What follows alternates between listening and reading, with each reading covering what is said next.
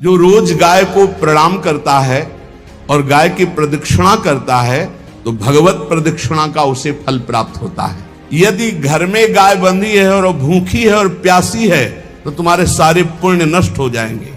गौ का बहुत बड़ा महत्व वर्णन किया गया धर्म शास्त्रों में, यहां तक कि जब कोई ऋषि नाराज होता था तो आगे गाय करके जाया जाता था तो क्षमा हो जाती थी। गाय को देखते ही वो क्षमा कर देते थे।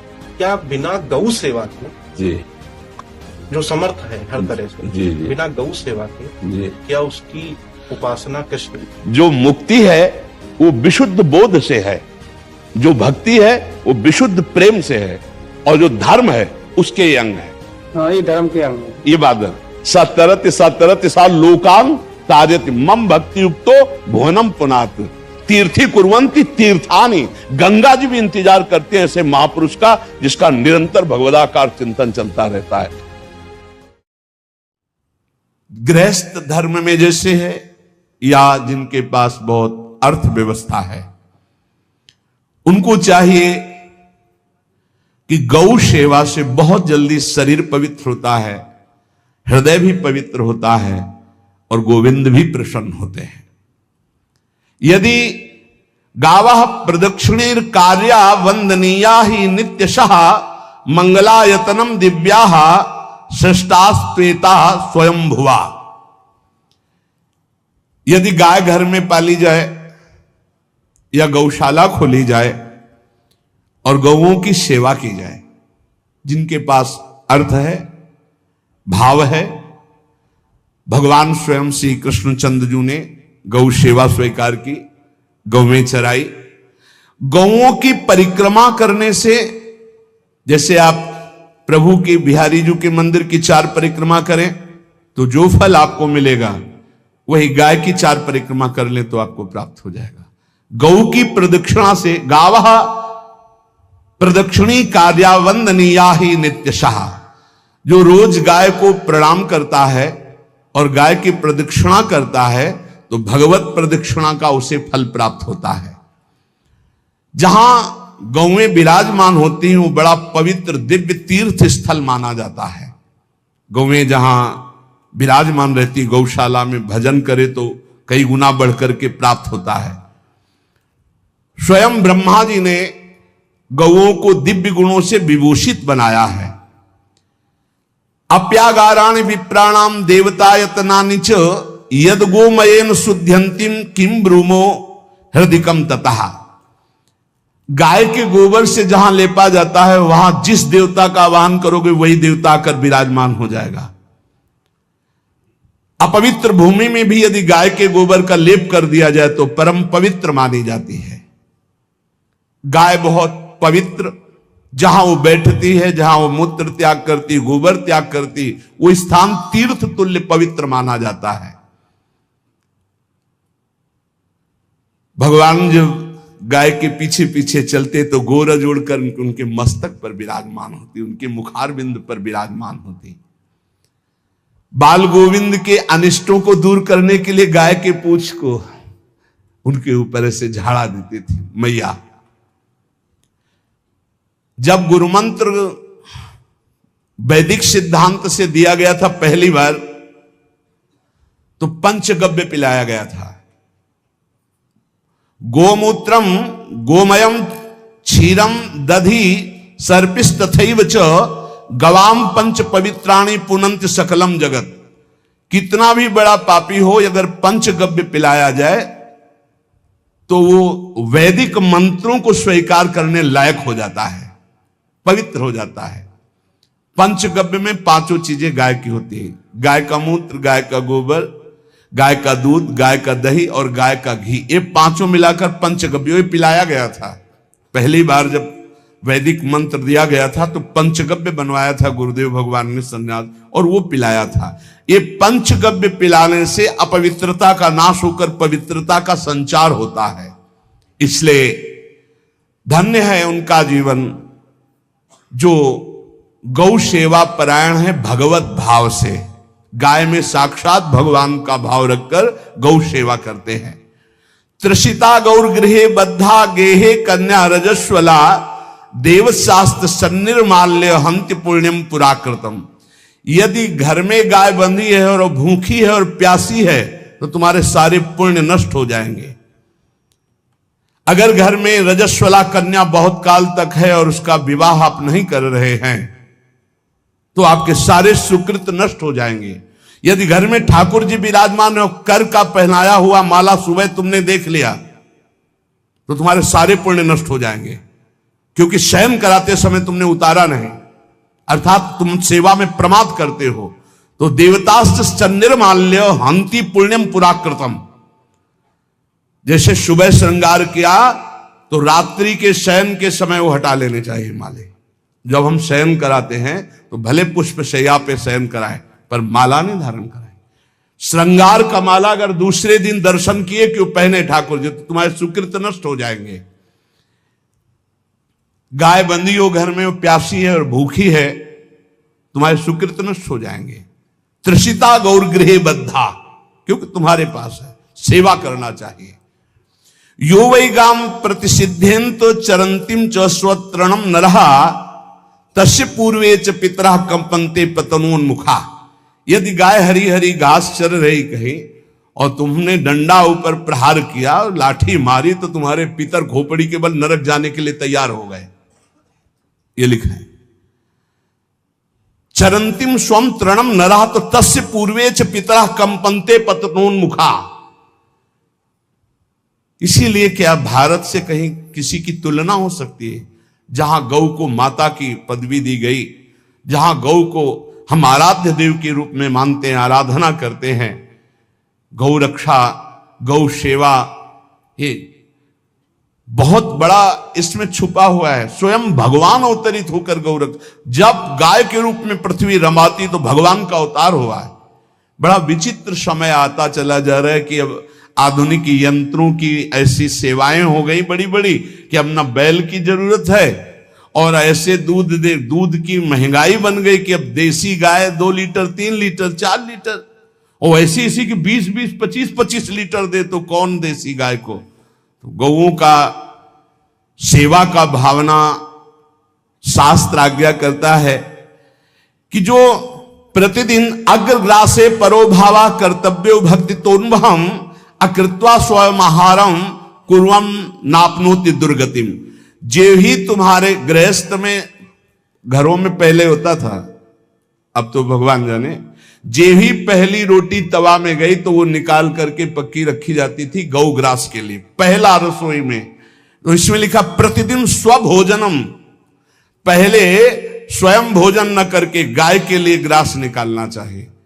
तो जिनके पास अर्थव्यवस्था जो गृहस्थ धर्म में है या जिनके पास अर्थ है, कुछ रोज 1 रुपया निकालो।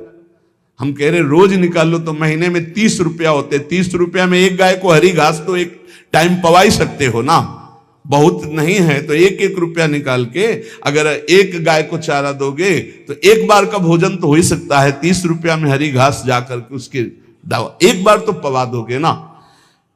अग्रग्रासे परोभावा कर्तव्य भक्ति तोन्वहम, भक्ति पूर्वक गाय को 1 ग्रास भोजन में 1 रोटी तो निकालना चाहिए गाय के लिए, ऐसा शास्त्र आज्ञा कहता है। जो ऐसा करता है तो अकृत्वा स्वयमाहारम कुर्वन् नाप्नोति दुर्गतिम, अपने आहार से 1 रोटी निकालकर गाय को देता है और स्वयं 3 रोटी भले पाले 1 रोटी गाय को दे दी तो बोले उसकी दुर्गति नहीं होगी, अर्थात उसके अंदर भाव बढ़ता चला जाएगा वो भगवान की भक्ति में। और तेनाग्नयो हुता सम्यक पितरश्चापि तर्पिताः देवास्त पूजितास्तेन यो ददाति गवान्हिकम। जो प्रतिदिन गौग्रास निकालता है, अर्पित करता है, तो उसको अग्निहोत्र करने का फल मिलता है, उसके पितरों को तृप्ति मिलती है और समस्त देवताओं के पूजन का फल मिल जाता है जो गौग्रास निकालता है। यो वै ताड्यते यष्ट्याधेनुम मर्त्यो विमूढ़धि। जो मूर्ख मनुष्य, जैसे अब गाय दूध नहीं दे रही, मार डंडे डंडे मार रहे हैं, इंजेक्शन लगा रहे हैं, ऐसे वैसे कर रहे हैं, उसको ताड़ना दे रहे हैं, तो बोले जो मूढ़ बुद्धि मूर्ख मनुष्य, यो वै ताड्यते यष्ट्याधेनुम मर्त्यो विमूढ़धि, वो गाय को लाठी से मारता है, डंडे से मारता है, हाथों से मारता है, तो धर्मराजस्य नगरेशा याति करवर्जिता। धर्मराज जी पहले अपने नरक में ले जा करके उसके कहते थोड़े थोड़े तिल तिल करके पहले इसके हाथ काटो, मरना है नहीं वहां। अब आराम आराम से थोड़े थोड़े पहले हाथ वर्जिता है, इन्हीं हाथों से गाय को मारा था ना, तो ऐसे थोड़ा थोड़ा काटा जाता है उसके हाथ। कर वर्जिता हा, उसके दोनों हाथ काट करके थोड़े थोड़े। यो वै दंसान वार्यति तस्य पूर्वे कृतार्थ कहा नृत्यंत सवादिस्मास्तरिष्यति भाग्यवान। जो गौ के शरीर को स्नान कराता है, गौ के शरीर को कीट आदि से मच्छर आदि से रक्षा करता है, और खूब अच्छा अच्छा पदार्थ गौ को, केवल दूध के लोभ से नहीं, ये हम गौ सेवा की बात कर रहे हैं। ये कि नहीं वहां 10 लीटर दूध देती तो हाथ फेरो, जब दूध नहीं देती है तो चारा भी ठीक से नहीं दे रहे, और उसके ये स्वार्थी हो, गौ सेवा का बात नहीं। वो दूध का लोभी केवल व्यापार की बात करता है। गौ सेवा का तात्पर्य है गौ सेवा केवल, खूब बछड़े को पिला दिया प्रसाद रूप से, जो दूध मिला उसका अपने सेवन की, वो बात तो अलग है। अब बछड़े को तो जरा सा केवल पिन्हाने के लिए कर दिया, और खूब सारा दूध लीटर में नाप करके जा रहा है, और उस समय तक तो खवाओ पियाओगे ही खूब अच्छे से। इसके बाद जब दूध देना बंद किया तो उसका आदर सत्कार खत्म, खोल के बाहर ऐसे वो प्लास्टिक खाते घूम रही है, तो ये गौ सेवा नहीं मानी जाएगी, वो स्वार्थ पूर्ति मानी जाएगी।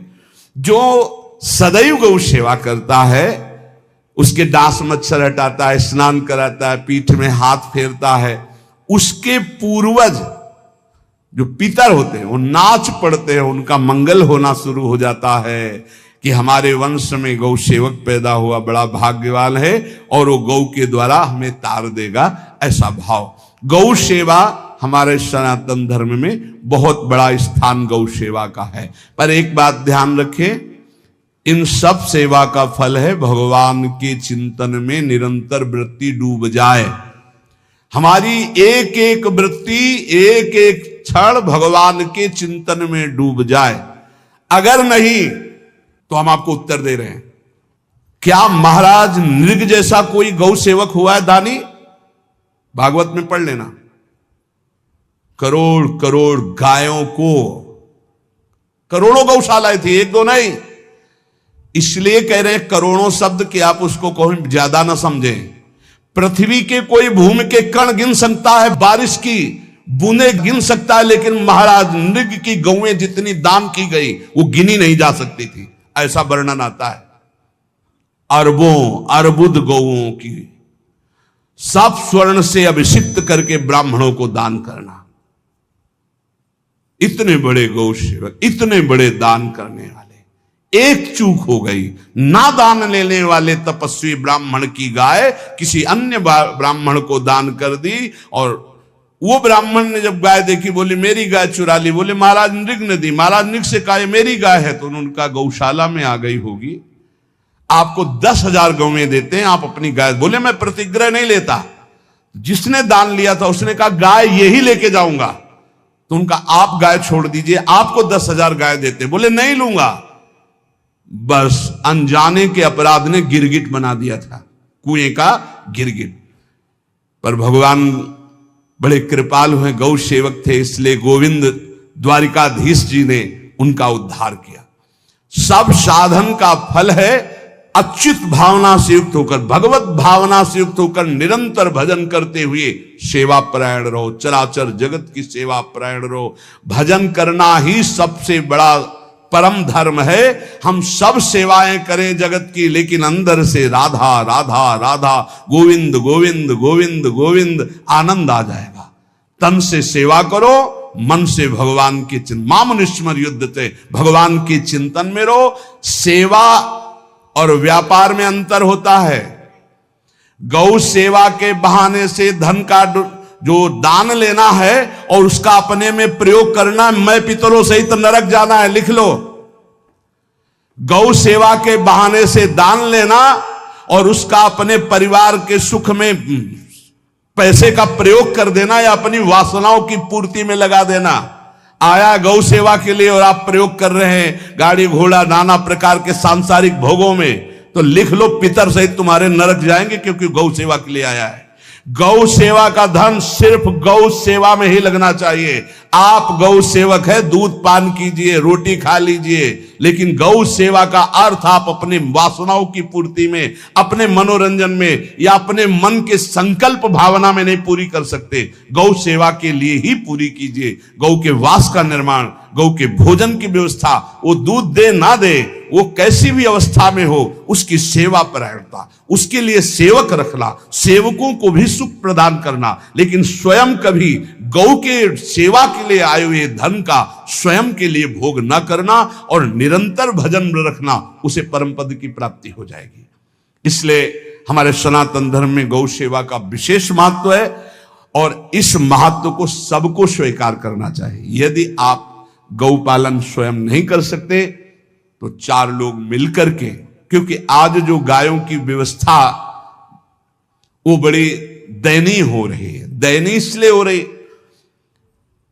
कि दूध की अधिकता के चाह रखने वाले भैंस रखते हैं या विदेशी गाय रखते हैं।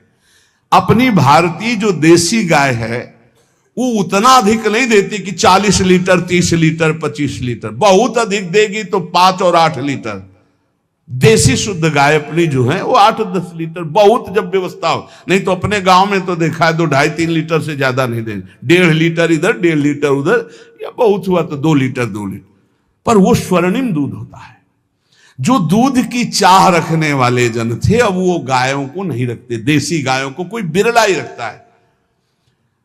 अब पहले बैलों की जरूरत होती थी, गाय बछड़ा दिया तो आनंद होता था कि किसानी के काम में। अब तो ट्रैक्टर है तो बैलों की जरूरत नहीं।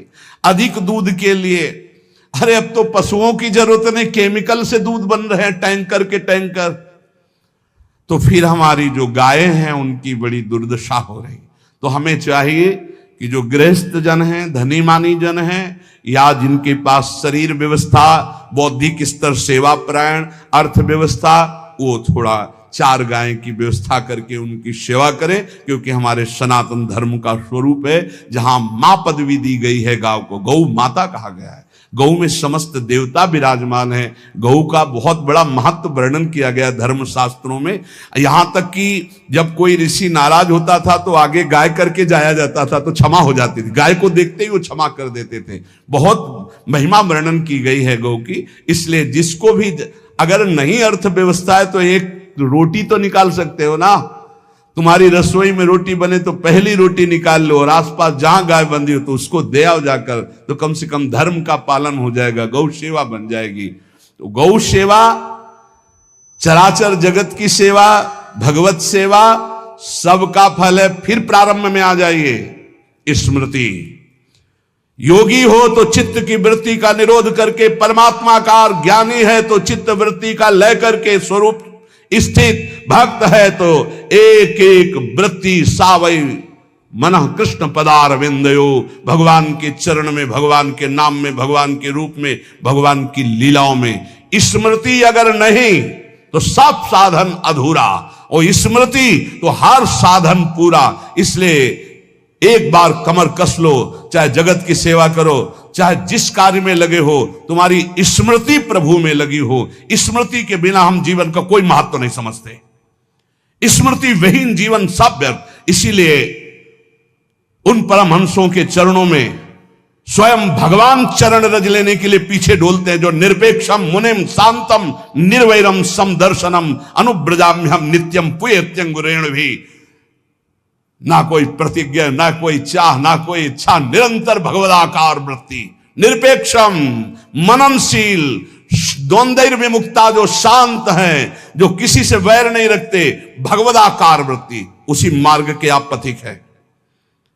सर्वतो भावेन, अपने मन को समेट लो धर्म और कर्म दोनों से, और सब त्यज लोक धर्मान, और परम धर्म का सेवन करते हुए समस्त चराचर जगत को भगवत स्वरूप में रखते हुए इसी जन्म में परम पद को प्राप्त हो जाओ। सत्संग का सार हमारा शरीर है, इससे सेवाएं बने, हमारा मन है, इससे चिंतन बने, हमारी वाणी है, इससे लीला गुण का गायन करें, और हम स्वयं परमात्म अंश हैं, परमात्म स्वरूप है, ऐसी ठसक बनी रहे, जीवन मुक्त ही हो।